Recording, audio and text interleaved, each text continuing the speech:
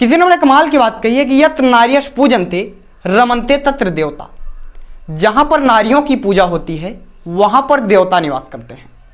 दोस्तों नमस्कार, मैं हूं आर्य मिश्रा और आप देख रहे हैं लक्ष्य। साथियों, एक छोटी सी कहानी। यह कहानी एक ऐसे स्त्री की जो सामाजिक बंधनों से दूर जगन्नाथपुरी जा चुकी है। वो वहां से अपने आज पति को पत्र लिख रही है। इस पत्र में वह उन दिनों की चर्चाएं करती है जब इनके परिवार वाले उसे देखने आए थे। तब से लेकर आज तक क्या क्या परिस्थितियां बदली, कैसे कैसे माहौल बदले, किन किन लोगों का स्वभाव अच्छा रहा, किन किन लोगों के चरित्र में कुछ खराबियां रही, सारी बातें। आज वह इन सब बातों को लिखने के लिए किसी प्रकार से बाध्य नहीं है। आज उसकी कलम स्वतंत्र है। वह लिखती है, पूज्यवर, आज 15 वर्ष हुए हमारे ब्याह को। इन 15 सालों में हम दोनों साथ साथ ही रहे। कभी चिट्ठी पत्री लिखने का अवसर ना मिला। आज मुझे वह दिन याद आता है जब तुम्हारे परिवार वाले मुझे देखने आए थे। सुदूर हमारे गांव में पहुंचने में तुम लोगों को कितनी कठिनाई हुई थी। मेरे परिवार वाले आवभगत करते ना थक रहे थे। क्या क्या तुम लोगों को खिलाया पिलाया जाए, कौन सा कपड़ा मुझे पहनाया जाए कि तुम लोगों को अच्छी लगूं। मैं तुम लोगों को दिखाई गई और तुम लोगों को मैं पसंद भी आई। विदाई की करुण धुन बजी और मैं ब्याह कर तुम्हारे घर आई। जब मैं तुम्हारे घर आई तो सभी औरतों ने अपने अपने तरीके से मुझे जांचा परखा और उन्होंने माना कि मझली बहुत सुंदर है। मैं सुंदर हूं यह बात तो तुम जल्द ही भूल गए, लेकिन मैं तेज हूं यह बात तुम चाहकर भी ना भूल पाए। मां हमेशा कहती थी, तेज दिमाग भी औरत के लिए बला होती है। लेकिन मैं करती भी तो क्या। तुम लोग उठते बैठते हर समय मुझे बताते रहे कि यह बहू तो तेज है, मझली बहू तो तेज है। इन दिनों मैं अपनी कविताएं लिखा करती थी। कविताएं मामूली थी, लेकिन उनमें मेरी अपनी आवाज़ थी। वे कविताएं तुम्हारे सामाजिक बंधनों से मुक्त थी। वे किसी प्रकार से बाध्य नहीं थी। मेरी नन्ही बेटी को ले जाने के लिए मौत मेरे करीब तक आई। मेरी बेटी को ले गई लेकिन मुझे छोड़ गई। मां बनने का कष्ट मैंने उठाया, पर मां कहलाने का सुख ना पा सकी। तुम्हारे परिवार का माहौल बहुत रूखा हुआ था। मेरा मन ना लगता था। गाय भैंस के बीच में मैं अपना जीवन काट रही थी। तभी उन दिनों जेठानी जी की छोटी बहन बिंदु हमारे घर आई, क्योंकि जेठानी जी के माता पिता खत्म हो गए थे।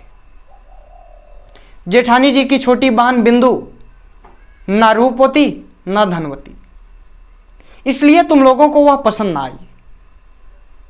तुम लोगों ने जेठानी जी के ऊपर दबाव बनाना शुरू कर दिया। जेठानी जी परेशान रहने लगी। अगर तुम लोगों का ध्यान दें तो छोटी बहन है, और छोटी बहन का ध्यान दें तो तुम लोग नाराज होते हो। मैंने जेठानी जी की इस समस्या का हल भी कर दिया। मैंने बिंदु को पास जगह दी। बिंदु शुरू में मेरे पास आने में सकुचाती थी, फिर धीरे धीरे मुझसे अधिक प्रेम करने लगी। बिंदु एक ऐसी लड़की जो मुझे इतना अधिक स्नेह करती थी, मैंने कभी विश्वास ना किया था कि कोई मुझे भी इतना सम्मान, मुझे भी इतना प्रेम देगा। तुम लोग मेरे ऊपर भी दबाव बनाते रहे कि मैं बिंदु से दूर रहूं, लेकिन तुम लोग उसे मुझसे दूर कर ना पाए। आज भी मुझे वह दिन याद है जब बाजूबंद चोरी हुए और तुम लोगों ने कह दिया कि बिंदु ने चुराया है। तुम लोगों के पास कोई सबूत ना थे, इसके लिए उसका बिंदु होना ही काफी था। उसके शरीर पर लाल दाने क्या निकले, तुम लोग बोल उठे चेचक है। तुम लोगों की सारी कोशिशों के बाद भी जब उसे घर से बाहर ना निकाल पाए तो तुम लोग उसकी शादी करके उसे भेज देना ही उचित समझा। लड़की वाले उसे देखने तक ना आए। तुम लोगों ने मुझसे कहा कि बिंदु की शादी लड़कों वाले के घर से ही होगी, यही उनके यहां की परंपरा है। बिंदु अंतिम दिन तक रोती रही, बिलखती रही। जेठानी जी से कहती रही, दीदी इस तरह से मुझे ना निकालो। जेठानी जी उसे समझाती रही। बिंदु मेरे पास आई, मुझसे कहा, दीदी क्या मैं बिल्कुल अकेली हो गई हूं? क्या कोई मेरा सहारा नहीं है? मैंने कहा, ना बिंदु ना, तेरे हर परिस्थिति में तेरे साथ तेरी यह बहन खड़ी रहेगी और औरत के लिए उसका पति ही परमेश्वर होता है। जा तू अपने ससुराल में खुश रहेगी। बिंदु के शादी के 2-3 दिन बीते ही होंगे कि मैं सुबह गायों को चारा देने के लिए गौशाला में गई। जब मैं गौशाला में पहुंची तो एक कोने पड़ी बिंदु रो रही थी। मैंने कहा, बिंदु। बिंदु फुफक कर रो पड़ी, मुझे गले से लगाकर घंटों रोती रही। मैंने कहा, क्या हुआ बिंदु? आखिर क्या किया तुम्हारे ससुराल वालों ने तुम्हारे साथ? बिंदु ने बताया, उसका पति पागल है, उसकी बेरहम सास उस पर जुल्म ढाती है, परिवार वाले अच्छे नहीं हैं, किसी तरीके से जान बचाकर वह यहां आई है। मैंने कहा, इतना बड़ा धोखा? इतने बड़े धोखे को भी कोई शादी कहता है? अब तू मेरे पास रहेगी और देखता हूं तुझे कौन ले जाता है।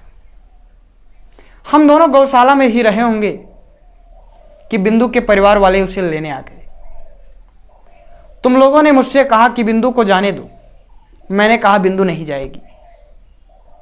तुम लोगों ने मेरे ऊपर दबाव बढ़ाना शुरू किया तो बिंदु खुद ही निकल कर आ गई। बिंदु चली गई। मैं चाहकर भी बिंदु को रोक ना पाई। मैं जान चुकी थी अगर बिंदु मर भी जाए तो लौटकर वापस ना आएगी। उन दिनों मैंने सुना बड़ी बुआ जी जगन्नाथपुरी जा रही हैं। मैंने कहा, मैं भी जाऊंगी। तुम लोगों ने सोचा चलो कुछ दिन के लिए बला तो टली। मैंने अपने छोटे भाई शरद से कहा, शरद बुधवार की गाड़ी है और कुछ भी करके बिंदु को उस गाड़ी में बिठाना होगा। शाम का समय था। शरद लौट कर आया। उसका चेहरा पीला पड़ गया था। वो कुछ बोलने की स्थिति में न था। मैंने कहा, क्या हुआ? बिंदु को मना नहीं पाए? शरद ने कहा, इसकी जरूरत नहीं। मैंने कहा, क्या हुआ बता तो। उसने कहा, बिंदु ने 2 दिन पहले आत्महत्या कर ली, आग लगाकर खुद को जला लिया। मैं स्तब्ध रह गई क्योंकि मुझे यह बात पहले ही मालूम हो चुकी थी। मैं उस दिन ही जान चुकी थी कि बिंदु अब मरने के बाद भी यहां लौट कर नहीं आएगी। मैं बिंदु को तो साथ ना ले जा सकी, लेकिन खुद जगन्नाथपुरी आ गई। मैंने सामाजिक बंधनों में बंधी हुई औरत का परिचय पा लिया। मैंने देख लिया कि एक सामाजिक बंधनों में बंधी हुई औरत अपना सब कुछ देने के बाद भी आत्महत्या करने के लिए मजबूर होती है। तुम लोगों के घर में खाने पीने की कोई कमी ना थी। तुम्हारे बड़े भाई का स्वभाव जैसा भी रहा हो, पर तुम्हारे स्वभाव में कोई भी खोट ना था। लेकिन अब मैं तुम्हारी चौखट लांघ चुकी हूं और आज मैं नीले आकाश के तले समुद्र के किनारे खड़ी हूं। अरे नहीं, ये मत सोचो कि मैं भी आत्महत्या करूंगी। मैं तुम्हारे साथ यह पुराना मजाक नहीं दोहराऊंगी। मीराबाई के सामने भी यही समस्याएं थी, उन्होंने जीकर नहीं दिखाया। मैं भी जी सकती हूं और मैं भी जीऊंगी। आप लोगों के बंधनों से मुक्त मृणाल। साथियों, आज हमारा समाज, आज हमारे आपके लोग इतने अधिक गड़बड़ हो गए हैं कि जिनकी वजह से महिलाएं अपना वर्चस्व समाप्त कर रही हैं, जिनके वजह से महिलाएं ऊंचाइयों को नहीं छू पा रही हैं। जबकि आज के समाज में महिलाएं रिक्शे से लेकर हवाई जहाज तक चला रही हैं। आजकल तो मिलिट्री में भी शामिल हो रही हैं। हर दृष्टिकोण से देश की मदद कर रही हैं। कुछ रूढ़िवादी विचारधाराओं के लोग आज भी उन्हें अपने पैर की जूती ही समझते हैं, जबकि वे कंधे से कंधा मिलाकर चलने लगे हैं।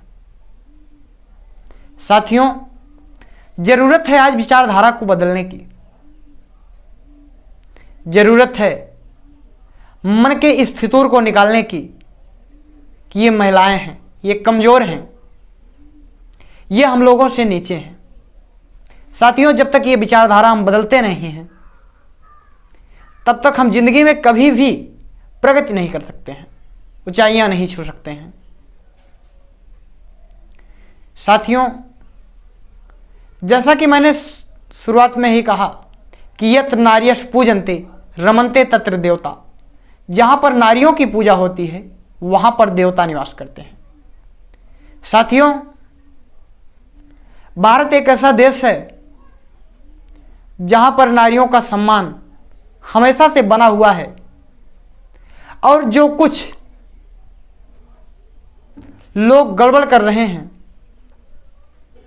उनको सुधारा जाए, खुद को बदला जाए, जिससे हमारा समाज, हमारा देश, हमारा नगर और भी सुंदर, और भी विकसित, और भी शानदार हो। साथियों, बस इन्हीं बातों के साथ आज के लिए लेता हूं विदा।